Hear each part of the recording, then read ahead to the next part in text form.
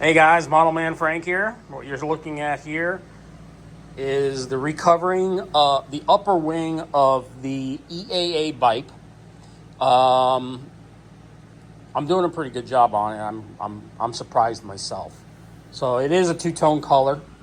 Let me turn the wing around here so you guys can see. Actually, so that's the way the color looks. It's a nice blue. It is a navy blue.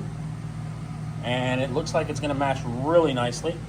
When I get to the middle here, instead of this blocky area, it'll have a little bit of a curve in, and it'll probably tie down to about here. So it'll curve in like this. So it'll have a little bit of aesthetic niceness to it. So there'll be white here, and then it'll basically come down to a point right there. I had to replace this side because it cracked. I guess it was a little weak. It was a very weak piece of wood. It probably broke at one point. So I had to replace that piece there. That's a new piece of wood.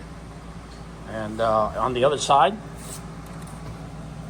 you can see how the wood looks. Nice and crisp looking lines here. That's the old Kamana coat. These areas here, this is where the cross members go, the up and down stanchions that hold the upper wing to the lower wing, and some of them, as you can see, I don't know, they look like they had mold or some sort of burn mark onto them. So I'm cleaning them up, and then I put extra wood on the inside, so when I drill the hole again, it'll fit perfectly. And that's I think that's actually from movement. The wing would actually move around. Those stanchions would move around. So I doubled them up a little bit, give them a little bit more depth. But that's how it's going right now, guys. This is the EAA Biplane. This is the upper wing.